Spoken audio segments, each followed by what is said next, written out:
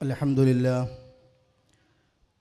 لله نحمده ونستعينه ونستغفره ونستهديه ونؤمن به ونتوكل عليه ونعوذ بالله من شرور أنفسنا ومن سيئات أعمالنا من يهده الله فلا مضل له ومن يضلل فلا هادي له وأشهد أن لا إله إلا الله وحده لا شريك له وأشهد أن محمدًا عبده ورسوله أرسله بالهدى ودين الحق ليظهره على الدين كله ولو كره المشركون اللهم صل على محمد وعلى آل محمد كما صليت على إبراهيم وعلى آل إبراهيم إنك حميد مجيد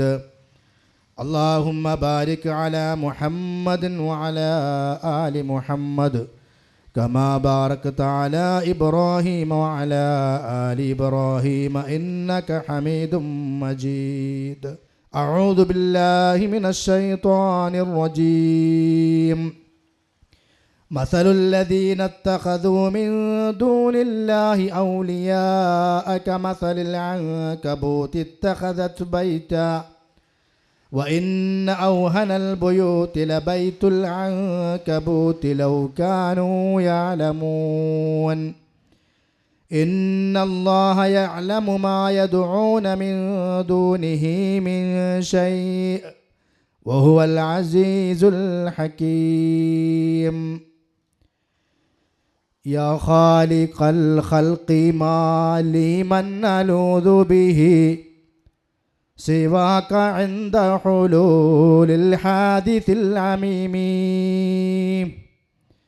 فإن من جودك الدنيا وضرتها ومن علومك علم اللوح والقلم إن لم تكن في معادي آخذا بيدي فضلا وإلا فقد زليت بالقدم يا من له الخلق ثم الأمر يا صمد لولاك لم تخرج الدنيا من العدم يا واحدا ليس لي رب سواه ولا ند له يدعى كالجن والصنم يا من ألوذ به عما أحاذره يا من أنادي اسمه في السلم والنقام ഏറെ സ്നേഹമുള്ള നല്ലവരായ നാട്ടുകാരെ,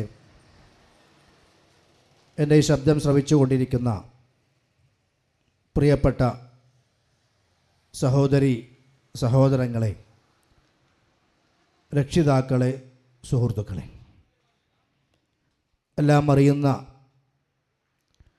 അല്ലാഹു സുബ്ഹാനഹു വ തആലയുടെ നിയമനിർദ്ദേശങ്ങൾ സൂക്ഷിച്ചുകൊണ്ട് നല്ലവരായി ജീവിക്കണം എന്ന് എന്നോടും നിങ്ങളോടും ഉണർത്തുകയാണ്, ഉപദേശിക്കുകയാണ്. നമ്മിൽ നിന്ന് വന്നുപോയ ചെറുതും വലുതുമായ എല്ലാ തെറ്റുകുറ്റങ്ങളും റഹ്മാനായ റബ്ബ് നമുക്കേവർക്കും പുറത്തു മാപ്പാക്കി തരുമാറാകട്ടെ. നമ്മുടെ വാക്കുകളിലും പ്രവർത്തനങ്ങളിലും അള്ളാഹു നമുക്ക് നല്ല നിയ്യത്തും ഇഖ്ലാസും പ്രദാനം ചെയ്ത് അനുഗ്രഹിക്കുമാറാകട്ടെ. അള്ളാഹുവിൻ്റെ ദീനിനെ, ആ ദീനിൻ്റെ അടിസ്ഥാന പ്രമാണങ്ങളിലൂടെ ജനങ്ങൾക്ക് മുമ്പിൽ വിശദീകരിക്കുക എന്നുള്ള ദൗത്യമാണ് ഇസ്ലാഹി പ്രസ്ഥാനം കേരളക്കരയിൽ കാലങ്ങളായി ചെയ്തുകൊണ്ടിരിക്കുന്നത്. അതിൻ്റെ ഭാഗമായി കൊണ്ടുതന്നെയാണ് ഇങ്ങനെ ഇന്ന് ഒരു പ്രോഗ്രാം ഇവിടെ സംഘടിപ്പിച്ചിട്ടുള്ളതും. വിഷയത്തിലേക്ക് പ്രവേശിക്കുന്നതിന് മുമ്പ്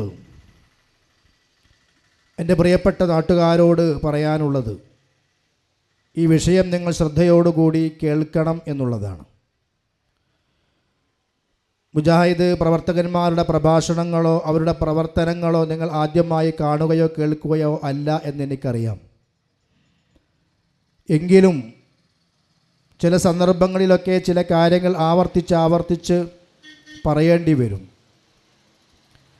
അത് നമ്മുടെ എല്ലാം നന്മക്ക് കാരണമാകുന്നതിന് വേണ്ടിയാണ്. ഇങ്ങനെ ഒരു പ്രഭാഷണ പ്രോഗ്രാം ഇവിടെ സംഘടിപ്പിക്കുന്നതിലൂടെ ഭൗതികപരമായ യാതൊരു ലക്ഷ്യങ്ങളും ഞങ്ങൾക്കില്ല. അള്ളാഹുവിൻ്റെ ദീന് പറയുക എന്നുള്ള ഉദ്ദേശം മാത്രമാണുള്ളത്. അതുകൊണ്ട് നമ്മുടെ വിശ്വാസ ആചാര അനുഷ്ഠാനങ്ങളെ സംബന്ധിച്ച് വളരെ കൃത്യമായി നാം ഒന്ന് വിലയിരുത്തുകയും ഒരു മുസ്ലിം എന്ന നിലക്ക് ഞാൻ ചെയ്യേണ്ടുന്ന കാര്യങ്ങൾ തന്നെയാണോ, വിശ്വസിക്കേണ്ട കാര്യങ്ങൾ തന്നെയാണോ വിശ്വസിക്കുകയും ചെയ്യുകയും ചെയ്തുകൊണ്ടിരിക്കുന്നത് എന്ന് നമ്മൾ വളരെ ഗൗരവത്തോടു കൂടി ആലോചിക്കേണ്ടതുണ്ട്. കാരണം നേരത്തെ ഇവിടെ പറഞ്ഞതുപോലെ ആയുസ് പരിമിതമാണ്. നമ്മുടെ ആയുസ് വളരെ പരിമിതമാണ്. അതുകൊണ്ട് ആ പരിമിതമായ ആയുസ്സിനുള്ളിൽ പരലോകത്തേക്ക് ആവശ്യമായ കാര്യങ്ങൾ എന്ന നിലക്ക് നാം ചിലതൊക്കെ ചെയ്യുമ്പോൾ അത് എനിക്ക് പരലോകത്ത് ഉപകാരപ്പെടുമോ, ഗുണം കിട്ടുമോ എന്ന് നമ്മൾ വളരെ കൃത്യമായി ആലോചിച്ച് വേണം ചെയ്യാൻ. അതുകൊണ്ട് തന്നെ ഇവിടെ പറയാൻ പോകുന്ന എല്ലാ കാര്യങ്ങളും പറയുന്ന എൻ്റെയും കേൾക്കുന്ന നിങ്ങളുടെയും ഒക്കെ നന്മയ്ക്ക് വേണ്ടിയുള്ളതാണ്. ആരെയും ദേഷ്യം പിടിപ്പിക്കാനോ അല്ലെങ്കിൽ ആരെങ്കിലും വെറുപ്പിക്കാനോ അല്ല. പക്ഷെ ചില കാര്യങ്ങൾ നമ്മൾ ചെയ്തുകൊണ്ടിരിക്കുന്നതും വിശ്വസിച്ചുകൊണ്ടിരിക്കുന്നതും അത് തെറ്റാണ് എന്ന് പെട്ടെന്ന് കേൾക്കുമ്പോൾ മാനസികമായി നമുക്ക് ചില വിഷമങ്ങൾ ഉണ്ടായി എന്ന് വരാം. അത് സ്വാഭാവികമാണ്. പക്ഷെ അതൊരു വിഷയമാക്കാതെ എന്താണ് കാര്യങ്ങളുടെ വസ്തുത എന്ന് വിലയിരുത്താനാണ് സഹോദരന്മാരെ നമ്മളൊക്കെ ശ്രദ്ധിക്കേണ്ടത്. നേരത്തെ ഇവിടെ പറഞ്ഞല്ലോ, നമ്മുടെ എല്ലാം ജീവിതത്തിന് ആത്യന്തികമായ ലക്ഷ്യമുണ്ട്. ആ ലക്ഷ്യം എന്ന് പറയുന്നത് ഭൗതിക ലോകത്തുള്ള നമ്മുടെ സുഖ സന്തോഷങ്ങളല്ല. നേരെ മറിച്ച് അല്ലാഹു സുബ്ഹാനഹു വ തആല പറഞ്ഞതുപോലെ കുല്ലു നഫ്സിൻ ദാഇഖത്തുൽ മൗത്ത് വഇന്നമാ തുവഫൗന ഉജൂറകും യൗമൽ ഖിയാമ ഫമൻ സുഹ്സിഹ അനിൻ നാരി വഉദ്ഖിലൽ ജന്നത ഫഖദ് ഫാസ് വമൽ ഹയാത്തുദ് ദുനിയാ ഇല്ലാ മതാഉൽ ഗുറൂർ. എല്ലാവരും മരിക്കാനുള്ളവരാണ്. അതിൽ ഒരു വ്യത്യാസവുമില്ല. ആണെന്നോ പെണ്ണെന്നോ ഒന്നും വ്യത്യാസമില്ല. ഇനി ആ മരണത്തോടുകൂടി ജീവിതം അവസാനിച്ച് എല്ലാം തീർന്നു പോവുകയല്ല, മറിച്ച് വഇന്നമാ തുവഫൗന ഉജൂറകും യൗമൽ ഖിയാമ, ഖിയാമത്ത് നാളിൽ നിങ്ങൾ വരുമ്പോൾ നിങ്ങളുടെ കർമ്മഫലങ്ങൾ പരിപൂർണമായി നൽകപ്പെടുന്നതാണ്. ഫമൻ സുഹ്സിഹ അനിൻ നാരി വഉദ്ഖിലൽ ജന്നത ഫഖദ് ഫാസ്, അന്ന് ആരെങ്കിലും സ്വർഗത്തിൽ പ്രവേശിപ്പിക്കപ്പെടുകയും നരകത്തിൽ നിന്ന് രക്ഷപ്പെടുത്തപ്പെടുകയും ചെയ്താൽ അവൻ വിജയിച്ചു. അപ്പം നമ്മുടെ ജീവിത ലക്ഷ്യം എന്ന് പറയുന്നത് സ്വർഗത്തിലേക്ക് എത്തലാണ്, നരകത്തിന് രക്ഷപ്പെടലാണ്. അതിൽ സുന്നിക്കും തർക്കമില്ല, മുജാഹിദിനും തർക്കമില്ല, ജമാഅത്തേറിനും തർക്കമില്ല, ആർക്കും തർക്കമില്ല. പക്ഷെ ഒരു വിഷയം, ആ സ്വർഗത്തിലേക്കുള്ള വഴി ഏതാണ്? അതെവിടുന്ന കണ്ടുപിടിക്കേണ്ടത്? അത് ഏതെങ്കിലും വ്യക്തികളുടെ ചിന്തകളോ യുക്തികളോ ആണോ? മഹല്ലിൻ്റെ തീരുമാനങ്ങളാണോ? പഞ്ചായത്തിൻ്റെ തീരുമാനങ്ങളാണോ? അത്തരം ചില കാര്യങ്ങളാണ് നമ്മൾ മനസ്സിലാക്കേണ്ടത്. അവിടെയാണ് പ്രശ്നങ്ങൾ വരിക. സ്വർഗത്തിലേക്കെന്ന് പറഞ്ഞ് നമ്മൾ നമസ്കരിച്ചു മഗ്‌രിബ് നമസ്കാരം, അല്ലാഹുവിൻ്റെ തൗഫീഖ് ഉണ്ടെങ്കിൽ നമ്മൾ ഇശാ നമസ്കരിക്കാൻ പോവുകയാണ്. അത് സ്വർഗത്തിലേക്കുള്ള വഴിയാണ്. മഗ്‌രിബിന് മുമ്പ് ബാങ്ക് വിളിച്ചു, ഇശാ നമസ്കാരത്തിന് മുമ്പും ഇതാ ബാങ്ക് വിളിച്ചു, ഇനി ഇഖാമത്ത് വിളിക്കാൻ പോകുന്നു. അതൊക്കെ നമ്മൾ അംഗീകരിക്കുന്ന കാര്യങ്ങളാണ്. എന്തേ, എല്ലാവരും, ആർക്കും തർക്കമില്ല. അതിൻ്റെ പേരിൽ വാദപ്രതിവാദങ്ങൾ നടക്കാറില്ല, അതിനാരും ചോദ്യം ചെയ്യാറില്ല. എന്തേ കാരണം? അത് ഖുർആൻ കൊണ്ടും ഹദീസ് കൊണ്ടുമെല്ലാം സ്ഥിരപ്പെട്ട കാര്യങ്ങളാണ്. ഏതെങ്കിലും മഹല്ലിലെ ആളുകളോ ആ മഹല്ലിന് നേതൃത്വം കൊടുക്കുന്ന ഉസ്താദുമാരോ തീരുമാനിച്ചുണ്ടാക്കിയതല്ല 5 വക്ത് നമസ്കാരം. സുബഹി 2 ആണ്, ളുഹർ 4 ആണ്, അസ്ർ 4 ആണ്, മഗ്‌രിബ് 3 ആണ്, ഇശാ 4 ആണ് എന്നുള്ള റക്അത്തുകളുടെ എണ്ണം ഏതെങ്കിലും കമ്മിറ്റി തീരുമാനിച്ചതല്ല. അങ്ങനെ ഒരു കമ്മിറ്റി ഒരു നമസ്കാരം ഉണ്ടാക്കിയാൽ നമ്മൾ അംഗീകരിക്കുകയുമില്ല. അതുകൊണ്ട് ചില കാര്യങ്ങളൊക്കെ നമ്മൾ അങ്ങനെ കാണുന്നുവെങ്കിൽ വേറെ ചില കാര്യങ്ങൾ നമ്മൾ എന്തുകൊണ്ടാണ് നിലയ്ക്ക് ചിന്തിക്കുന്നില്ല? ഇസ്ലാമിൻ്റെ പേര് പറഞ്ഞ് സ്വർഗത്തിലേക്കുള്ള വഴിയാണെന്ന് പറഞ്ഞ്, അതല്ലെങ്കിൽ അള്ളയും റസൂലും പഠിപ്പിക്കാത്ത ആട്ടവും ചാട്ടവും നടക്കുമ്പോൾ, അള്ളാഹുവും റസൂലും പറഞ്ഞിട്ടില്ലാത്ത ദിക്റുകളും ദിക്റിന്റെ കോലങ്ങളും എണ്ണങ്ങളും നടക്കുമ്പോൾ, അത് എന്തുകൊണ്ട് ഖുർആനിലുണ്ടോ ഹദീസിലുണ്ടോ എന്ന് പരിശോധിക്കുന്നില്ല, അത് സ്വർഗത്തിലേക്കുള്ള മാർഗമാണോ അല്ലയോ എന്ന് ചിന്തിക്കുന്നില്ല. ഇവിടെയാണ് നമ്മൾ ചില കാര്യങ്ങൾ ആത്മാർത്ഥമായി വിലയിരുത്താനുള്ളത്. അള്ളാഹുവിൻ്റെ മതം സ്വീകരിച്ചിടത്ത്, അള്ളാഹുവിൻ്റെ മതം മനസ്സിലാക്കിയിടത്ത് ആളുകൾക്ക് സംഭവിച്ചു പോയ ചില അബദ്ധങ്ങളുണ്ട്. ആ അബദ്ധങ്ങൾ തിരിച്ചറിയുകയും എങ്ങനെയാണ് ദീനിൻ്റെ വഴി മനസ്സിലാക്കേണ്ടത് എന്ന് ശരിയാമണം നമ്മൾ പഠിക്കുകയും ചെയ്യുക. അതാണ് ഞങ്ങൾക്ക് ചുരുക്കി പറയാനുള്ളത്. ഇന്ന് ജനങ്ങൾ ദീന് മനസ്സിലാക്കിയത് 3-4 രൂപങ്ങളിലാണ്. ഒന്നെന്താണെന്നറിയോ? ജനങ്ങൾ മതകാര്യങ്ങൾ സ്വീകരിച്ചത് നല്ലതല്ലേ എന്ന ന്യായം പറഞ്ഞുകൊണ്ടാണ്. ചില കാര്യങ്ങൾ ചെയ്യുമ്പോൾ അതിനെന്താ കുഴപ്പം, നല്ലതല്ലേ, ഇതിനെന്താ കുഴപ്പം, അത് നല്ലതല്ലേ. സഹോദരങ്ങളെ, എനിക്ക് നല്ലതല്ലേ എന്ന് തോന്നുന്ന ഒരു കാര്യം ഞാൻ ദീനിൽ കൊണ്ടുവരാൻ പാടുണ്ടോ? എൻ്റെ വാപ്പക്കോ എൻ്റെ വല്ലിപ്പക്കോ നല്ലതാണെന്ന് തോന്നുന്ന ഒരു കാര്യം ദീനിൽ കൊണ്ടുവരാൻ പാടുണ്ടോ? ഇല്ല എങ്കിൽ അതിന് ഒരു മുസ്ലിയാർക്കും അനുവാദമില്ല, ഒരു മൗലവിക്കും അനുവാദമില്ല, ഒരു തങ്ങൾക്കും അനുവാദമില്ല. നബി സല്ലല്ലാഹു അലൈഹി വസല്ലമയാണല്ലോ തങ്ങന്മാരുടെ നേതാവ്. എന്താ പ്രവാചകൻ പറഞ്ഞത്? ഇൻ അബ്തബിഉ ഇല്ലാ മാ യൂഹാ ഇലയ്യ, എനിക്ക് കിട്ടുന്ന വഹീനെ പിൻപറ്റലല്ലാതെ വേറൊരു നിർവാഹവും എനിക്കില്ല. അല്ലാഹുവിന്റെ റസൂൽ ദീൻ സ്വന്തമായിട്ട് ഉണ്ടാക്കിയിട്ടില്ല. അപ്പൊ പിന്നെ അത് ഒരു പ്രവർത്തനം ചെയ്യുമ്പോൾ അത് നല്ലതല്ലേ എന്നുള്ള ന്യായം പറഞ്ഞു വരൽ, അത് ഇന്നത്തെ സമൂഹത്തിന്റെ വലിയൊരു രോഗമാണ്. മഹാനായ അബൂ മൂസൽ അശ്അരി റളിയല്ലാഹു അൻഹു പറയുന്ന വലിയൊരു സംഭവം ഹദീസിൽ കാണാം. എൻ്റെ പ്രിയപ്പെട്ട നാട്ടുകാർ വസ്തുത പഠിക്കാൻ വേണ്ടി സൂചിപ്പിക്കുകയാണ്. അബൂ മൂസൽ അശ്അരി റളിയല്ലാഹു അൻഹു പള്ളിയിലേക്ക് ചെന്നു.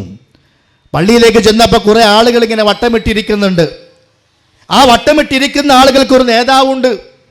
ആ നേതാവ് പറയാണ്, സബ്ബിഹൂ മിഅ, എല്ലാവരും 100 തവണ സുബ്ഹാനല്ലാഹ് പറയൂ. അവ കൂടിയിരിക്കുന്ന ആളുകൾ സുബ്ഹാനല്ലാഹ് സുബ്ഹാനല്ലാഹ് സുബ്ഹാനല്ലാഹ് എന്നിങ്ങനെ പറയും. അത് പറയുമ്പോഴോ ഓരോ കല്ല് എടുത്തു വെക്കും, അങ്ങനെ 100 കല്ലുകൾ. അത് കഴിഞ്ഞാൽ കബ്ബിറൂ മിഅ, 100 തവണ അല്ലാഹു അക്ബർ എന്ന് പറയൂ. ഇമാം നേതാവ് പറയാണ്. അപ്പോൾ അവരിങ്ങനെ അല്ലാഹു അക്ബർ ചൊല്ലി പറയും. ഓരോരുത്തരും കല്ലിങ്ങനെ എടുത്തു വെക്കും. ഈ കാഴ്ച കണ്ടപ്പോൾ മഹാനായ അബൂ മൂസൽ അശ്അരി റളിയല്ലാഹു അൻഹു നേരെ അബ്ദുല്ലാഹി ഇബ്നു മസ്ഊദ് റളിയല്ലാഹു അൻഹുവിന്റെ അടുക്കലേക്ക് പോവുകയാണ്. എന്നിട്ട് അദ്ദേഹത്തോട് പറഞ്ഞു, ഞാൻ പള്ളിയിൽ ഒരു അത്ഭുതം കണ്ടു. എന്ത് അത്ഭുതം കണ്ടു എന്ന് പറയാൻ കാരണം, നബി സല്ലല്ലാഹു അലൈഹി വസല്ലമ ചെയ്യുകയോ പ്രവർത്തിക്കുകയോ ചെയ്തിട്ടില്ലാത്ത കാര്യങ്ങൾ ആളുകൾ ചെയ്യുന്നതിന് വളരെ ഗൗരവത്തോടു കൂടി ആ സ്വഹാബത്ത് കണ്ടിരുന്നത്. അതുകൊണ്ടാണ് അദ്ദേഹം പറഞ്ഞത്, ഞാൻ പള്ളിയിൽ ഒരു അത്ഭുതം കണ്ടു. സുബ്ഹാനല്ലാഹ് അത്ഭുതമാണോ? 100 എണ്ണം അത്ഭുതമാണോ? കല്ല് അത്ഭുതമാണോ? അല്ല. പിന്നെ എന്താ ഈ പ്രവർത്തനത്തെ അത്ഭുതം എന്ന് പറഞ്ഞത്? സ്വഹാബിയായ ഞാനോ സ്വഹാബിയായ നിങ്ങളോ മദീനയിൽ നിറഞ്ഞു നിൽക്കുന്ന സ്വഹാബികളോ ഇവരാർക്കും പരിചയമില്ലാത്ത ഒരു പുതിയ പ്രവർത്തനം ഞാൻ ആ പള്ളിയിൽ കണ്ടു. അത്ഭുതകരമാണ്. അങ്ങനെ പള്ളിയിൽ ചെന്നു. പള്ളിയിൽ ചെന്നിട്ട് ഈ ദിക്ർ ചൊല്ലിക്കൊണ്ടിരിക്കുന്ന, വട്ടമിട്ട് ദിക്ർ ചൊല്ലിക്കൊണ്ടിരിക്കുന്ന ആ സ്വഹാബത്ത് ആളുകളോട് മഹാനായ അബ്ദുല്ലാഹി ഇബ്നു മസ്ഊദ് റളിയല്ലാഹു അൻഹു ചോദിക്കുകയാണ്. എന്താ ചോദിച്ചെന്നറിയോ?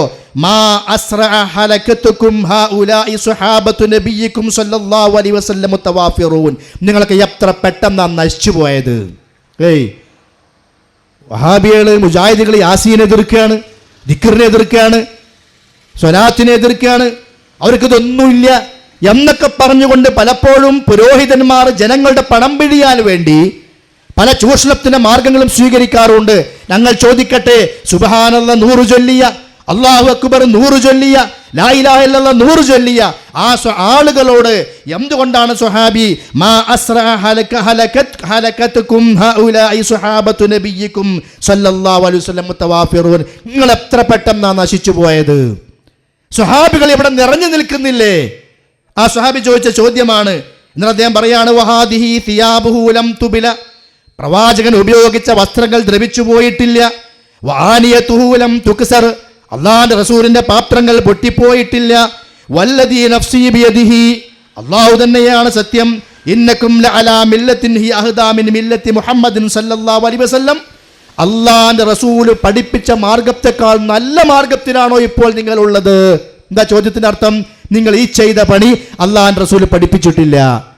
അപ്പോൾ സുബ്ഹാനല്ലാഹ് പറഞ്ഞതിനാണോ? അല്ല. നേരെ മറിച്ച് ആ 100 എന്ന എണ്ണം റസൂല് പഠിപ്പിച്ചതല്ല അവിടെ. ആ വട്ടമിട്ടിരിക്കൽ, ഒരാൾ ചൊല്ലിക്കൊടുക്കൽ, മറ്റുള്ളവർ ഏറ്റുചൊല്ലൽ, അതിൻ്റെ പേരിൽ കല്ലെടുത്തു വെക്കൽ എല്ലാം കൂടി ആകുമ്പോൾ അതിനാണ് പുതിയ രീതി ഉണ്ടാക്കുക എന്ന് പറയുന്നത്. അല്ലാണ്ട് സുബ്ഹാനല്ലാഹ് 100 എല്ലാം പാടില്ല എന്നല്ല. നിങ്ങൾ 100, 200, 1000, 10000 ചൊല്ലിക്കോളി, ഒരു കുഴപ്പമില്ല.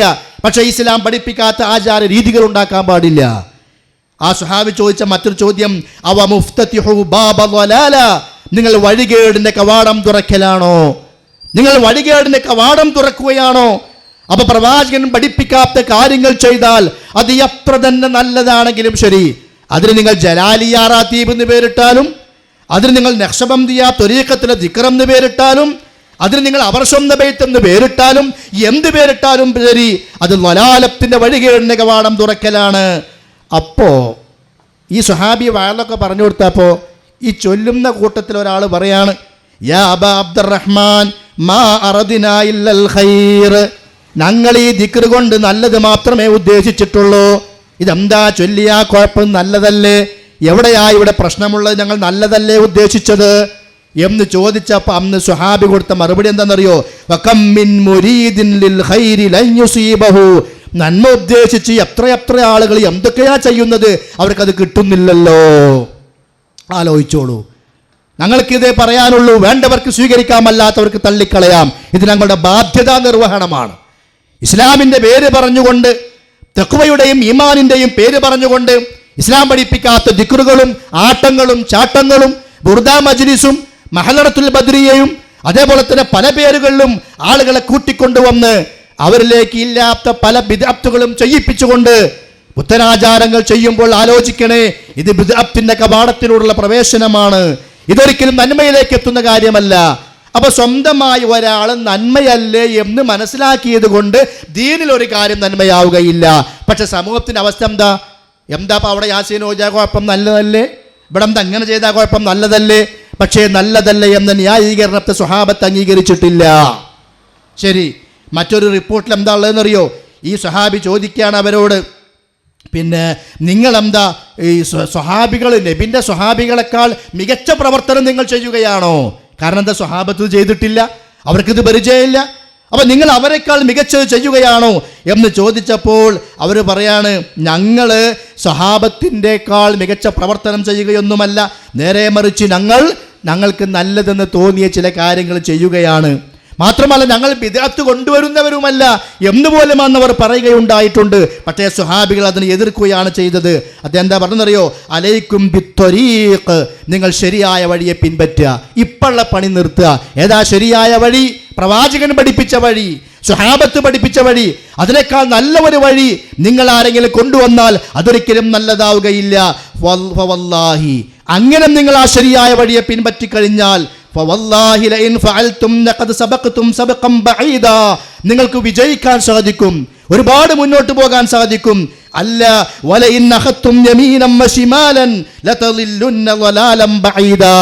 ആ ശരിയായ വഴി വിട്ടുകൊണ്ട് അപ്പുറത്ത് ആ മാല, ഇപ്പുറത്ത് ഈ മാല, ഇവിടെ ജലാലിയ, അവിടെ കുത്തുബിയത്ത്, ഇവിടെ മങ്കൂസ്, ഇവിടെ റാത്തീബ്, അങ്ങനെ പല വഴികളും കാണാം. നിങ്ങൾ പോയി കഴിഞ്ഞാൽ വ്യക്തമായ വഴികേടിലായിരിക്കും. അവ പറഞ്ഞത് എന്താണ്? നല്ലതല്ലേ എന്ന് കരുതി ദീനിൽ പുതിയത് കൊണ്ടുവരാൻ പറ്റൂല. അത് സ്വഹാബികൾ തന്നെ എതിർത്ത കാര്യമാണ്. അപ്പൊ ഇന്നത്തെ ദീൻ സ്വീകരിക്കുന്ന ഒരു രീതി തെറ്റാണ്. രണ്ടാമത്തെ രീതി എന്താണ്? പലപ്പോഴും ആളുകൾ പറയാറുണ്ട്, ഭൂരിപക്ഷം ആളുകളും അങ്ങനെയല്ലേ. നിങ്ങളൊരു 4 ആള് പറയുമ്പോൾ കുത്തുബേത്തു പാടില്ല, നിങ്ങളൊരു 10 മുജാഹിദീങ്ങൾ പറയുമ്പോൾ അത് പാടില്ല, ഇത് പാടില്ല. ഇവിടെ എത്ര ആളുകൾ ചെയ്യുന്നു? ഭൂരിപക്ഷം ആളുകൾ ഇവരൊക്കെ നരകത്തുക്കും, നിങ്ങൾ 4 ആൾ സ്വർഗത്തുക്കുവാണോ എന്ന് ചോദിക്കാറുണ്ട് ചില ആളുകൾ. അപ്പം അതിൻ്റെ അർത്ഥം എന്താ? ഭൂരിപക്ഷം ചെയ്യുന്നത് എന്താണോ അത് നോക്കി മതം സ്വീകരിക്കുക, അത് നോക്കി ഇസ്ലാമിനെ മനസ്സിലാക്കുക. ഇല്ല, ഒരു നാട്ടിൽ 1001 ആളുകളുണ്ട്, 1001 1000 ആളുകളും ബിദ്അത്ത് ചെയ്യുന്നവരാണെങ്കിൽ ഒരാൾ ചെയ്ത വഴി എന്താണോ സുന്നത്ത് ചെയ്തത് എങ്കിൽ അതാ സ്വീകരിക്കേണ്ടത്, 1000 ഭൂരിപക്ഷം ഇസ്ലാമിൽ മാനദണ്ഡമല്ല. ഭൂരിപക്ഷം നോക്കിയിട്ട് ഇസ്ലാമിന്റെ വിഷയങ്ങളെ മനസ്സിലാക്കാനും പറ്റൂല. എന്തേ കാരണം? അത് ഖുർആൻ പറഞ്ഞതാണ്. കുല്ലാ യസ്തവിൽ ഖബീഥു വത്വയ്യിബ്, നബിയെ പറയണം, ലാ യസ്തവിൽ ഖബീഥു വത്വയ്യിബ്, നന്മയും തിന്മയും സമമാവുകയില്ല. വലൗ അഅജബക കസറത്തുൽ ഖബീഥി, ഇനി തിന്മയുടെ ആധിക്യം നിങ്ങളെ ഇഷ്ടപ്പെടുത്തിയാലും, ഒരുപാട് തിന്മ, എല്ലാവരും തിന്മ ചെയ്യുന്നവരാ, അങ്ങനെയൊക്കെയാണെങ്കിൽ പോലും ഫത്തഖുല്ലാഹ യാ ഉലിൽ അൽബാബി ലഅല്ലകും തുഫ്ലിഹൂൻ, ബുദ്ധിയുള്ളവരെ വിജയിക്കണോ, ഭൂരിപക്ഷത്തിന്റെ കൂടെ കൂടണ്ട, അള്ളാനെ പേടിച്ചോ. എല്ലാവരും മങ്കൂസ് ഓതുന്നവരാ, എന്നാ ഞാനും ഓതുക. എല്ലാവരും റാത്തീബ് ചൊല്ലണവരാ, എന്നാ ഞാനും ചൊല്ലുക. അത് ദീനിലുണ്ടോ അല്ലാത്തതാണോ ആ ചിന്തയൊന്നുമില്ല. ഭൂരിപക്ഷം അങ്ങനെയാണ്. ഇത് 4 മുജാഹിദീങ്ങൾ പറയാൻ വേണ്ട വേണ്ട, അത് നമുക്ക് പ്രശ്നമല്ല. നമ്മൾ അധികം ആളുകൾ ഇതാണ്, അതുകൊണ്ട് അധികമുള്ളത് സ്വീകരിക്കാൻ പറ്റൂല. ഇനി നമ്മളൊക്കെ പറയാറുണ്ടല്ലോ, ഇമാം നവവി എന്ന ഹോജ, ഷാഫിഈ മദ്ഹബിലെ പ്രഗൽഭനായ പണ്ഡിതൻ, ഷാഫിഈ മദ്ഹബിൽ ഷെയ്ഖാനി എന്ന് പറയുമ്പോൾ അതിലെ ഒരു ഷെയ്ഖായ ഇമാം നവവി റഹ്മത്തുള്ളാഹി അലൈഹി, അദ്ദേഹത്തിൻ്റെ അൽ മജ്മൂ, അതായത് ശറഹുൽ മുഹദ്ദബ്, ആ ഗ്രന്ഥത്തിൽ വിശദീകരിക്കുന്ന ഒരു കാര്യം, അതോടൊപ്പം തന്നെ അദ്ദേഹത്തിൻ്റെ അൽ അദ്കാർ ലിൽ നവവി, ഇമാം നവവിയുടെ അൽ അദ്കാർ എന്ന് പറയുന്ന ഗ്രന്ഥത്തിൽ പറയുന്ന കാര്യം, രണ്ടും ഷാഫിഈ മദ്ഹബിലെ ഗ്രന്ഥങ്ങളാ. ഷാഫിഈ മദ്ഹബാണ് ഞങ്ങൾ സ്വീകരിക്കുന്നത് എന്ന് പറയുന്ന സഹോദരന്മാര് ഈ വാക്കെങ്കിലും കേട്ടുകൊള്ളുക. ഇമാം നവവി റഹ്മത്തുള്ളാഹി അലൈഹി പറയാണ്, ഇത് ചോദിക്കണം ഉസ്താദുമാരോട്. അത് ഉസ്താദാണെങ്കിലും ശരി, ഇത് അങ്ങളാണെങ്കിലും ശരി, ആരാണെങ്കിലും ശരി, നിങ്ങൾ ചോദിക്കണം, ഇങ്ങനെ ഇമാം നവവി പറഞ്ഞിട്ടുണ്ടോ? എന്താ പറഞ്ഞത് കേട്ടോളൂ. വസ്സവാബു, ഏറ്റവും ശരിയായത്, മാ കാന അലൈഹി സലഫു, മുൻഗാമികൾ സ്വീകരിച്ച മാർഗമാണ്, മിനസ്സുകൂതി ഫീ ഹാലി സൈരി മഅൽ ജനാസ, ജനാസയുടെ കൂടെ പോകുമ്പോൾ മിണ്ടാതെ നടക്കണം. മാ ഫലാ യുർഫഉ സൗതും ബിഖിറാഅത്തിൻ, ഖുർആൻ ഓതിക്കൊണ്ട് ശബ്ദമുയർത്താൻ പാടില്ല. രണ്ടാം ഷാഫി എന്നറിയപ്പെടുന്ന ഇമാം നവവി റഹ്മത്തുള്ളാഹി അലൈഹി അദ്ദേഹം പറയാണ്, ഏറ്റവും ശരി മയ്യിത്തിന്റെ കൂടെ പോകുമ്പോൾ മിണ്ടാതെ നടക്കണോ അതോ ദിക്ർ ചൊല്ലി നടക്കണോ എന്നൊരു വിഷയമുണ്ടല്ലോ. ചില ആളുകൾ അത് സ്വീകരിച്ചു, ചില ആളുകൾ ഇത് സ്വീകരിച്ചു, പല അഭിപ്രായങ്ങളുമുണ്ട്. ഇമാം നവവി പറയാണ്, വസ്സവാബു മാ കാന അലൈഹി സലഫു മിനസ്സുകൂതി ഫീ ഹാലി സൈരി മഅൽ ജനാസ, ജനാസയുടെ കൂടെ പോകുമ്പോൾ മിണ്ടാതെ നടക്കലാണ് ഏറ്റവും ശരി. അതാണ് സലഫുകൾ, മുൻഗാമികൾ, അതായത് സ്വഹാബത്തും താബികളും സ്വീകരിച്ച മാർഗം എന്നാണ് അദ്ദേഹം പറയാണ്. ഫലാ യുർഫഉ സൗതും ബിഖിറാഅത്തിൻ, മയ്യിത്തിന്റെ കൂടെ പോകുമ്പോൾ ഖുർആനോത് ശബ്ദമുയർത്താൻ പാടില്ല. വലാ ബിദിക്രിൻ, ദിക്ർ ചൊല്ലിക്കൊണ്ടും ശബ്ദമുയർത്താൻ പാടില്ല. വലാ ഗൈരിഹിമാ, ഇതല്ലാത്ത മറ്റൊന്നുകൊണ്ടും ശബ്ദമുയർത്താൻ പാടില്ല. എന്തേ കാരണം? ലിഅന്നഹു അസ്കനു ലിൽ ഖാത്തിർ, അവന്റെ ചിന്തയുടെ ശാന്തതയ്ക്ക് ഏറ്റവും നല്ലത് അതാണ്. മയ്യിത്തിന്റെ കൂടെ പോകുമ്പോൾ മിണ്ടാതെ നടക്കണം. വഅജ്മഉ ലിൽ ഫിക്രി ഫീമാ യതഅല്ലഖു ബിൽ ജനാസ, മയ്യിത്തുമായി ബന്ധപ്പെട്ടുകൊണ്ടുള്ള ചിന്തകൾക്കും ഏറ്റവും നല്ലത് മിണ്ടാതെ നടക്കലാണ്. എന്നിട്ട് അദ്ദേഹം പറയാണ്, ഹാദാ ഹുവൽ മത്ലൂബ്, ഇതാണ് അവിടുത്തെ ആവശ്യവും. ഫീ ഹാദൽ ഹാലി, ഈ സന്ദർഭത്തിൽ മയ്യിത്തിന്റെ കൂടെ പോകുമ്പോൾ ശാന്തതയാണ് വേണ്ടത്. മയ്യത്തിനെ കുറിച്ച് ആലോചിക്കാൻ വേണ്ടത്, ഖബറിനെ കുറിച്ച് ആലോചിക്കുകയാണ് വേണ്ടത്.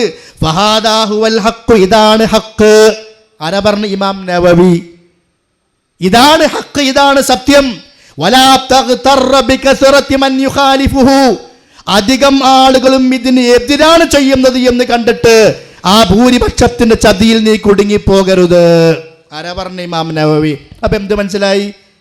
ഭൂരിപക്ഷ ആളുകളും അങ്ങനെയാണ്, അതുകൊണ്ട് ഞാനും അങ്ങനെ ചെയ്യാണ്. ഇത് കുറച്ച് 4 ആൾക്കാർ അത് ചെയ്യാത്തവരുണ്ട്, ഞാനത് ചെയ്യൂല. അങ്ങനല്ല. പ്രമാണം എന്ത് പറയുന്നെന്ന് പരിശോധിക്കുക, അവിടെ ഭൂരിപക്ഷം നോക്കിക്കൊണ്ടല്ല. അപ്പൊ മനസ്സിലായോ? അപ്പൊ ഭൂരിപക്ഷം ആളുകൾ ചെയ്യുന്നത് ദീന് എന്ന വാദം ഇന്ന് നമ്മുടെ ആളുകൾ സ്വീകരിച്ചിട്ടുണ്ടെങ്കിൽ അതും തെറ്റാണ്. ഇനി ദീന് മനസ്സിലാക്കിയ മൂന്നാമത്തെ ഒരു രീതി എന്താ?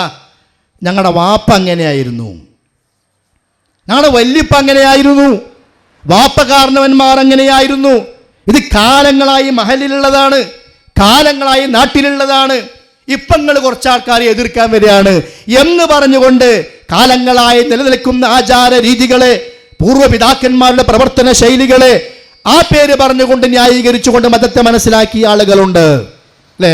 ചില നാട്ടിൽ ചില സ്ഥലത്ത് എന്താ കാണാം, മഗ്‌രിബ് നിസ്കാരം കഴിഞ്ഞാൽ ഒരു 3 സ്വലാത്ത് പ്രത്യേകം.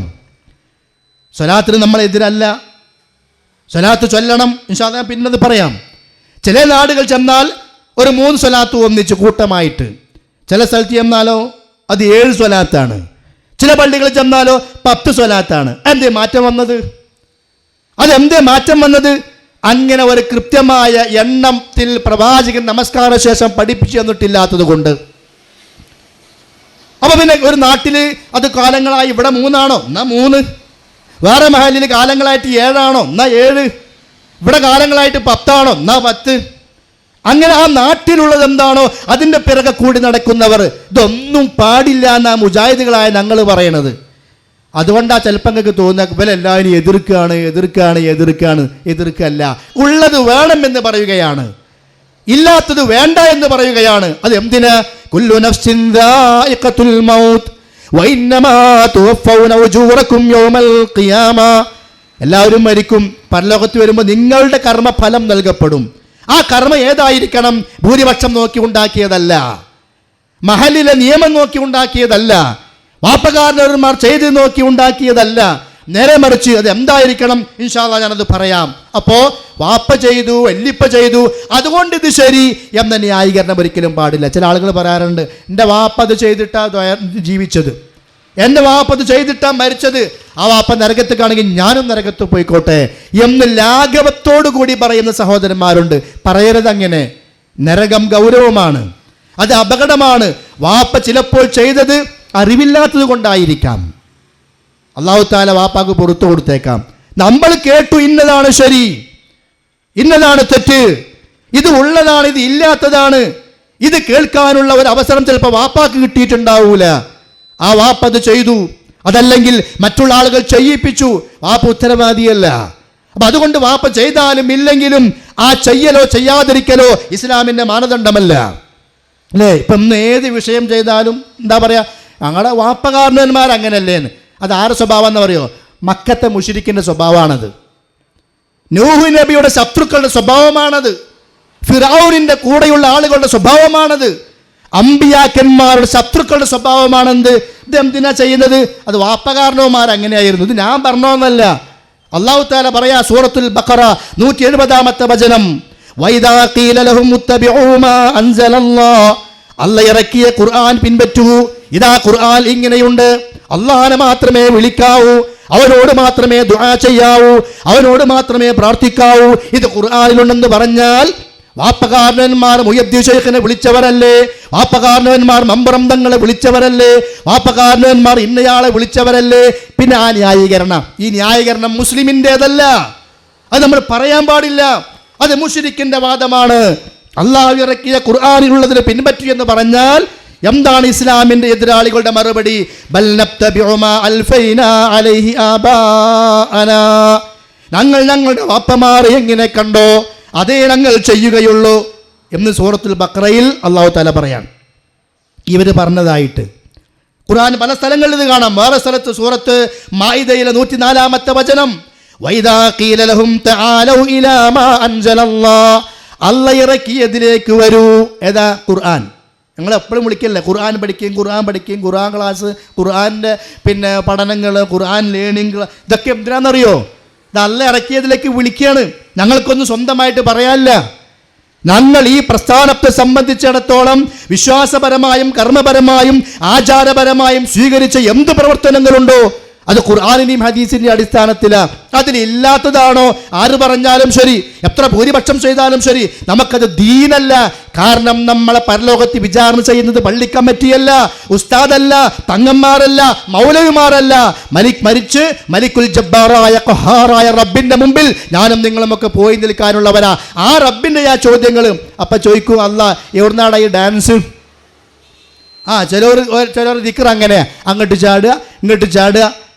ത്വരീഖത്തിൻ്റെയും സൂഫിസത്തിൻ്റെയും ആഴങ്ങളിലേക്ക് ഇറങ്ങിച്ചെന്ന ചില ആളുകളൊക്കെ അവസാനം കുറേ കഴിഞ്ഞിട്ട് പറയണ്ടായി, എനിക്ക് നിസ്കാരം ആവശ്യമില്ല. കാരണം എന്താ? ഞാനൊക്കെ അങ്ങേ തലക്കൊക്കെ എത്തിയിട്ടുണ്ട്. അതൊക്കെയാണ് ത്വരീഖത്തിൻ്റെയും സൂഫിസത്തിൻ്റെയും അപകടങ്ങൾ. ഞാൻ ആ മേഖലയിലേക്ക് പോകുന്നില്ല. പക്ഷേ ത്വരീഖത്തിൻ്റെ പേര് പറഞ്ഞുകൊണ്ട് ഖാദിറിയ ത്വരീഖത്തും നഖ്ശബന്ദിയ ത്വരീഖത്തും റിഫാഇയ ത്വരീഖത്തും ശാദുലിയ ത്വരീഖത്തും പല ത്വരീഖത്തുകളാണല്ലോ. ഈ ത്വരീഖത്തുകളിലുള്ള പല കാര്യങ്ങളും ഇസ്ലാം പഠിപ്പിച്ചതല്ല.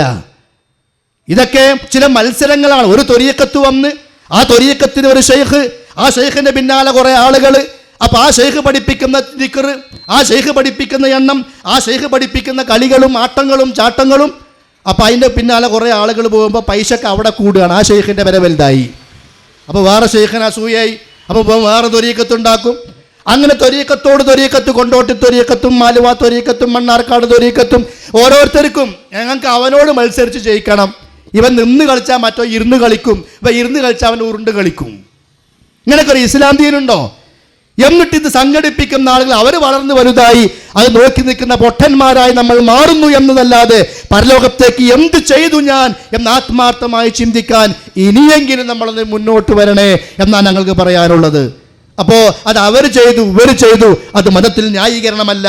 അല്ലാഹു തആല പറയാണ്, അല്ലാഹു ഇറക്കിയതിലേക്ക് നിങ്ങൾ വരണം, റസൂലിലേക്ക് ഇറക്കിയതിലേക്ക് നിങ്ങൾ വരണം, റസൂൽ പഠിപ്പിച്ചതിലേക്ക് നിങ്ങൾ വരണം എന്ന് ചില ആളുകളോട് പറഞ്ഞാൽ അവർ പറയും, ഖാലു ഹസ്ബുനാ മാ വജദ്നാ അലൈഹി അബാഅനാ, ഞങ്ങൾക്ക് നിങ്ങളുടെ ഖുർആൻ കേൾക്കണ്ട, ഞങ്ങൾക്ക് നിങ്ങളുടെ ഹദീസും കേൾക്കണ്ട, ഞങ്ങൾക്ക് ഞങ്ങളുടെ വാപ്പമാർ ചെയ്തത് മതി എന്ന് മുശ്രിക്കുകൾ പറയും.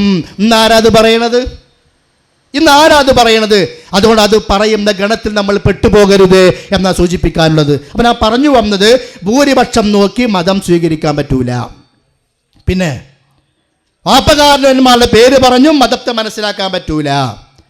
നല്ലതല്ലേ എന്ന ന്യായം പറഞ്ഞും മതത്തെ സ്വീകരിക്കാൻ പറ്റൂല. പിന്നെ എങ്ങനെയാ മതം സ്വീകരിക്കേണ്ടത്? പിന്നെ എവിടുന്നാ മതം കിട്ടേണ്ടത്? കാരണം ലക്ഷ്യം സ്വർഗമാണ്. ആ സ്വർഗത്തിലേക്കുള്ള വഴി എവിടുന്ന് കിട്ടണം?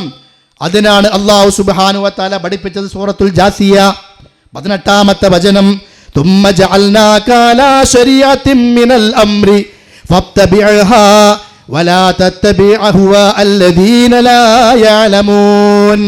തുമ്മ ജഅൽനാക അലാ ശരീഅത്തിൻ മിനൽ അംരി, പ്രവാചകരെ നാം നിങ്ങളെ ഒരു മത നിയമത്തിലാക്കിയിരിക്കുന്നു. ഫത്തബിഅഹാ, ആ മത നിയമത്തെ നിങ്ങൾ പിൻപറ്റണേ. രാവിലെ മുതൽ ഉള്ള മത നിയമങ്ങളാണ്. ഉറക്കിൽ നിന്ന് എണീക്കുമ്പോൾ ഉള്ള അത് മുതലുള്ള നിയമങ്ങളാണ്. കിടപ്പറയിലേക്ക് വീണ്ടും രാത്രി മടങ്ങുന്നത് വരെയുള്ള നിയമങ്ങളാണ്. അതിൽ വിശ്വാസപരമായ നിയമങ്ങളുണ്ട്, കർമ്മപരമായ നിയമങ്ങളുണ്ട്, സ്വഭാവപരമായ നിയമങ്ങളുണ്ട്, ക്രയവിക്രയങ്ങളുമായി ബന്ധപ്പെട്ട നിയമങ്ങളുണ്ട്, ഹലാല് ഹറാമുകളുമായി ബന്ധപ്പെട്ട നിയമങ്ങളുണ്ട്. ഫത്തബിഅഹാ, അതിനെ നിങ്ങൾ പിൻപറ്റണേ. വലാ തത്തബിഅ, നിങ്ങൾ പിൻപറ്റാൻ പാടില്ല. അള്ളാന്റെ റസൂലിലൂടെ പഠിപ്പിച്ച നിയമത്തെ പിൻപറ്റണം എന്ന് മാത്രമല്ല, ഇത് നിങ്ങൾ പിൻപറ്റരുത് എന്നും പറഞ്ഞു. ഏത്? വലാ തത്തബിഅ അഹ്വാഅല്ലദീന ലാ യഅലമൂൻ, വിവരമില്ലാത്ത ആളുകൾ തോന്നിയത് ഉണ്ടാക്കിയിട്ടുണ്ട്. ആ മഹലിൽ പോയാൽ അവിടുത്തെ ഖാളി എന്താണോ ചെയ്തുകൊണ്ടിരിക്കുന്നത്, അവിടുത്തെ നേതാവ് എന്താണോ ചെയ്യുന്നത്, അവിടുത്തെ നേതാവിന് എന്താണോ ശരിയായി തോന്നിയത്, അത് ജനങ്ങളെ പഠിപ്പിക്കുന്നു. അവൻ്റെ ഇച്ഛ അവിടെ, ഇവൻ്റെ ഇച്ഛ ഇവിടെ, അവന് തോന്നിയത് ഇവിടെ, അവന് അങ്ങനെ ഓരോരുത്തർക്കും തോന്നിയത് ചെയ്യുന്ന ഒരവസ്ഥ ഉണ്ട്. അത് നിങ്ങൾ പിൻപറ്റരുതേ. ആ ചെയ്തു വരുന്നവൻ തങ്ങൾ എന്ന് പേരിട്ടാലും ശരി, മൗലവി എന്ന് പേരിട്ടാലും ശരി, മുസ്ലിയാർ എന്ന് പേരിട്ടാലും ശരി, എന്ത് പേരിട്ടാലും ശരി, ചെയ്യുന്ന കാര്യം പ്രവർത്തിക്കുന്ന കാര്യം ശരീഅത്തും മിനൽ അംറിൽ പെട്ടതായിരിക്കണം, അല്ലാഹ് പഠിപ്പിച്ച ശരീഅത്തിൽ പെട്ടതായിരിക്കണം. മക്കത്തെ മുശ്രിക്കിന്റെ സ്വഭാവം എന്താണ്? കഅബ തവാഫ് ചെയ്യുമ്പോൾ അവരെ ഇബാദത്തിനെ കുറിച്ച് അല്ലാഹ് പറഞ്ഞെന്താ? ഇല്ല മുകാഉ വതസ്ദിയ, കൈകൊട്ടുക, തുള്ളിക്കളിക്കുക. മക്കത്തെ മുശ്രിക്കിന്റെ സ്വഭാവം കഅബന്റെ ചുറ്റും അന്ന് അങ്ങനെയായിരുന്നു. അതിന്ന് പള്ളിൻ്റെ ഉള്ളിലേക്ക് കൊണ്ടുവന്നിട്ട് അതിനൊക്കെ സുന്നത്ത് പേര് വെച്ചു കൊടുക്കുക. എന്നിട്ടത് തെറ്റാന്ന് ആരെങ്കിലും പറഞ്ഞാലോ, അവർ വഹാബികളാണ്, ഓരോ പള്ളിയിൽ പോകരുത്, അവരുടെ പള്ളിയിൽ പെണ്ണുങ്ങൾ വരുന്നുണ്ട്, അവരുടെ പള്ളിയിൽ മലയാളത്തിലാ ഖുതുബ. ആയിക്കോട്ടെ, എന്താ പ്രശ്നം? അവർ ദീന് പഠിച്ചു, മറ്റവരൊന്നും പഠിച്ചില്ല. അവർ സുന്നത്തുകൾ പഠിച്ചു, മറ്റവർക്ക് കേൾക്കാത്തവർക്കൊന്നും പഠിക്കാൻ പറ്റിയില്ല. അതെല്ലാം ഉണ്ടായിട്ടുള്ളൂ.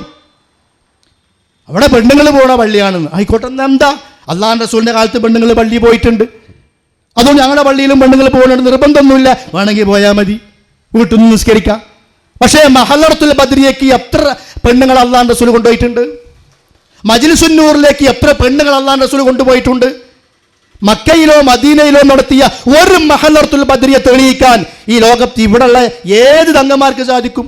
ഏത് മുസ്ലിയാക്കന്മാർക്ക് സാധിക്കും? ഒരു മഹല്ലത്തുൽ ബദ്രിയ അള്ളാഹുവിന്റെ റസൂൽ നടത്തിയത് അല്ലേ? നമ്മളൊക്കെ മക്കത്തേക്കും മദീനത്തേക്കും പോകുമ്പോൾ ആൾക്കാർ ഉസ്താദുമാർ പറയും, ഇത് ബദർ യുദ്ധം നടന്ന സ്ഥലം, ഇത് ഉഹുദ് യുദ്ധം നടന്ന സ്ഥലം, ഇത് ഖൈബർ യുദ്ധം നടന്ന സ്ഥലം.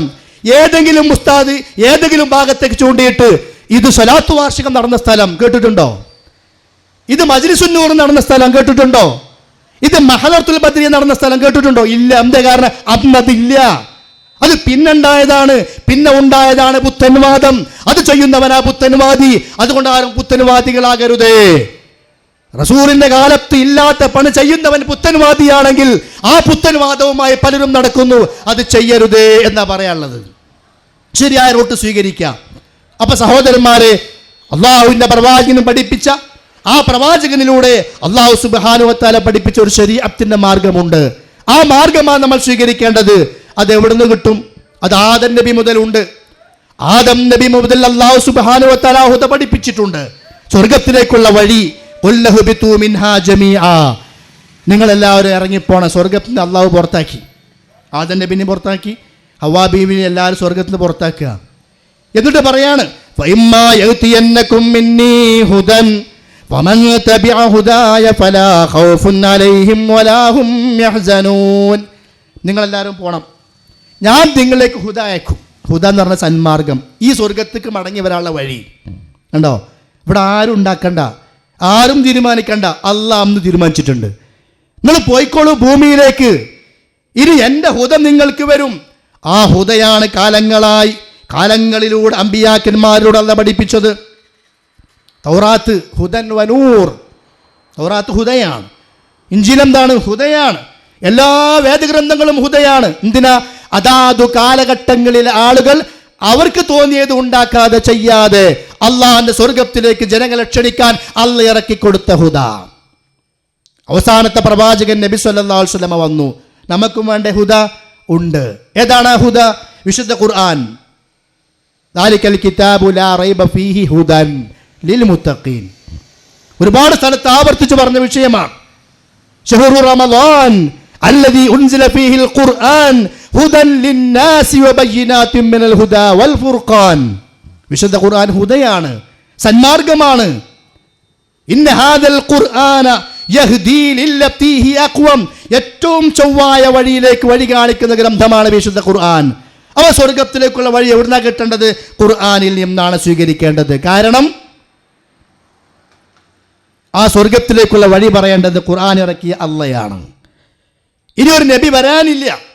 അതുകൊണ്ട് തന്നെ ആ നബി സല്ലല്ലാഹു അലൈഹി വസല്ലമയിലൂടെ പഠിപ്പിക്കപ്പെട്ട ദീന് അതാണ് സ്വർഗത്തിലേക്കുള്ള വഴി. അൽയൗമ അക്മൽതു ലക്കും ദീനക്കും, നിങ്ങൾക്ക് നാം നിങ്ങളുടെ ദീന് പൂർത്തിയാക്കി തന്നിരിക്കുന്നു. വഅത്മംതു അലൈക്കും നിഅമതി, നിങ്ങൾക്ക് ഞാൻ എൻ്റെ അനുഗ്രഹവും പൂർത്തിയാക്കി തന്നിരിക്കുന്നു. വറളീതു ലക്കുമുൽ ഇസ്ലാമ ദീന, ഇസ്ലാമിനെ പരിപൂർണമാക്കി തന്നിരിക്കുന്നു. എന്നാ പറയുന്നത്? 1400 കൊല്ലങ്ങൾക്ക് മുമ്പ് അല്ലാഹു സുബ്ഹാനഹു വ തആല വിശുദ്ധ ഖുർആനിലൂടെ സൂറത്തുൽ മാഇദയിലെ 3-ാമത്തെ ആയത്തായിട്ട് ഇറക്കിയതാ ദീന് ഞാനിതാ പൂർത്തിയാക്കി തന്നിരിക്കുന്നു. ആ ദീന് പ്രവർത്തിച്ചിട്ടാണ് സ്വഹാബത്ത് സ്വർഗത്തിന്റെ മാർഗം സ്വീകരിച്ചത്. ആണല്ലോ, ആർക്കെങ്കിലും തർക്കണ്ടോ? സ്വഹാബത്ത് സ്വർഗത്തിലേക്കാണ്. അബൂബക്കറും ഫിൽ ജന്ന, ഉമറും ഫിൽ ജന്ന, ഉസ്മാനും ഫിൽ ജന്ന, അലിയും ഫിൽ ജന്ന, ത്വൽഹത്തും ഫിൽ ജന്ന, സഅദും ഫിൽ ജന്ന, സഈദും ഫിൽ ജന്ന, അബ്ദുറഹ്മാൻ ബിൻ ഔഫും ഫിൽ ജന്ന. അങ്ങനെ സ്വഹാബത്തിന്റെ പേരുകൾ പ്രവാചകൻ എണ്ണി പറഞ്ഞിട്ടുണ്ട്. അശറത്തുൽ മുബശ്ശിരീൻ, സ്വർഗം കൊണ്ട് സന്തോഷ വാർത്ത അറിയിക്കപ്പെട്ട 10 ആളുകൾ. അവർ സ്വീകരിച്ച ഹുദ പോരെ പ്രിയപ്പെട്ടവരെ? നമ്മൾ മറ്റുള്ളവരെ ആക്ഷേപിക്കുന്നു, ഓക്കെ, അതൊക്കെ അവനവന്റെ ഇഷ്ടവും സ്വാതന്ത്ര്യവും, ഇന്ത്യ രാജ്യമാണ്. പക്ഷെ ഒരു കാര്യം ഓർക്കുക, എന്തിന്റെ പേരിലാണ് ആക്ഷേപിക്കുന്നത്? എന്തിന്റെ പേരിലാണ് ഒരു വിഭാഗത്തെ ഞങ്ങൾ മാറ്റി നിർത്തുന്നത്? എന്തിന്റെ പേരിൽ അവരോട് ഞങ്ങൾ പിണങ്ങുന്നത്? അതൊന്നും ആലോചിക്കണ്ടേ? ഈ സത്യം പറഞ്ഞതിന്റെ പേരിലോ?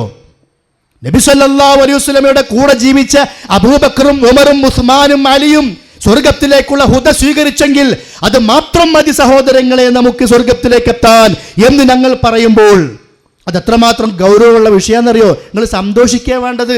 കാരണം ഇതിനിടക്കൊക്കെ ഈ സത്യം പറഞ്ഞു തരാൻ ആളുകൾ ഉണ്ടല്ലോ. ഞങ്ങളുടെ പോക്കറ്റ് നഷ്ടപ്പെടൂലല്ലോ, ഞങ്ങളുടെ ദുനിയാവ് നഷ്ടപ്പെടൂലല്ലോ, പരലോകവും നഷ്ടപ്പെടൂലല്ലോ, നല്ലത് പറഞ്ഞു തരാൻ ആളുകളുണ്ടല്ലോ എന്ന സന്തോഷമാണ് നിങ്ങൾക്ക് വേണ്ടത്. ഇനി ഞാൻ ചോദിക്കട്ടെ, അബൂബക്കറും ഫിൽ ജന്ന, ഉമറും ഫിൽ ജന്ന, ഉസ്മാനും ഫിൽ ജന്ന, അലിയും ഫിൽ ജന്ന എന്നൊക്കെ പറയുമ്പോൾ ആ അബൂബക്കറും ഉമറും ഉസ്മാനും എത്ര ഷാദുലി റാത്തീബ് നടത്തിയിട്ടുണ്ട്? ഷാദുലിയ റാത്തീബ് നടത്താതെ അവർ സ്വർഗത്തിലേക്ക് പോയെങ്കിൽ, റിഫാഇയ റാത്തീബ് നടത്താതെ സ്വർഗത്തിലേക്ക് പോയെങ്കിൽ, ബുർദ മജ്ലിസ് നടത്താതെ സ്വർഗത്തിലേക്ക് അവർ പോയെങ്കിൽ ഉറപ്പാണല്ലോ. നമ്മുടെ കാര്യം പോലെയല്ല, അവരുടെ കാര്യം ഉറപ്പാ. അല്ലാഹ് പറഞ്ഞതാണ്. അല്ലാഹ് പറയാത്ത ഒരാളെ കുറിച്ച് സ്വർഗത്ത് കന്ന് പറയാനും പാടില്ല. അവർ ഈ മങ്കൂസ് കണ്ടിട്ടില്ല, ഷറഫൽ അനാം കണ്ടിട്ടില്ല, തറഫൽ ആലം കണ്ടിട്ടില്ല, ജലാലിയ റാത്തിബ് കണ്ടിട്ടില്ല, റിഫാഇ മാലിം മൗലിദും ഒന്നും കണ്ടിട്ടില്ല. അതൊന്നും കാണാതെ, അതൊന്നും ചൊല്ലാതെ, സുബൈ നമസ്കാര ശേഷം പള്ളിയിൽ നിന്ന് ബ്രേക്ക് ഡാൻസ് കളിക്കാതെ അവരൊക്കെ സ്വർഗത്തിലേക്ക് പോയിട്ടുണ്ടെങ്കിൽ ആ ഹുദ പോരെ നമുക്ക്, ആ മാർഗം പോരെ നമുക്ക്. അതാ ഞങ്ങൾക്ക് പറയാനുള്ളത്. ഇനി വേണ്ടവർക്ക് സ്വീകരിക്കാം, അല്ലാത്തവർക്ക് തള്ളിക്കളയാം.